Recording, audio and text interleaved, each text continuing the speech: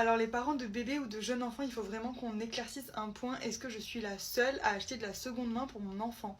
Non, parce que vous êtes toutes en train de dire que acheter des vêtements pour ses enfants à chaque saison c'est très cher. Vous demandez toutes quel est le magasin le moins cher, etc. Mais moi je vous réponds, le magasin le moins cher c'est la seconde main en fait.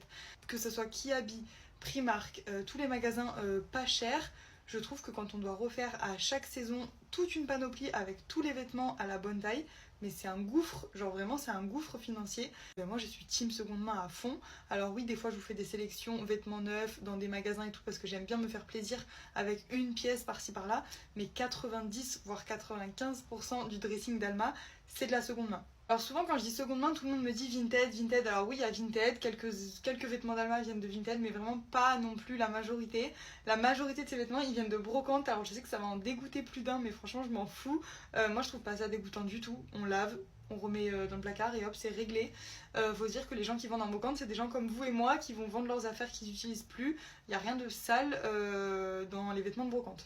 Pareil, c'est pas du tout que des vieilleries, au contraire, il y a plein de vêtements de la collection juste avant, etc. Enfin, juste que ça va plus à leurs enfants et du coup, hop, ils revendent direct. Il n'y a pas d'histoire de vêtements d'il y a 15 ans ou voilà.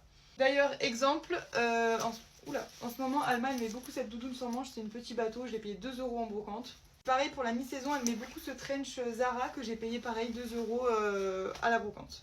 Petit conseil aussi, si en brocante vous tombez sur un stand où il y a beaucoup de vêtements qui sont à votre goût, que vous voyez que les tailles ça correspond un petit peu à votre enfant et tout, c'est que la personne elle a un enfant de 1 an de plus que le vôtre à peu près, et du coup n'hésitez pas à prendre son contact, comme ça à chaque saison vous pouvez la recontacter. Si elle a des vêtements qu'elle veut vendre, elle vous fait un petit lot. Moi c'est comme ça que je fonctionne.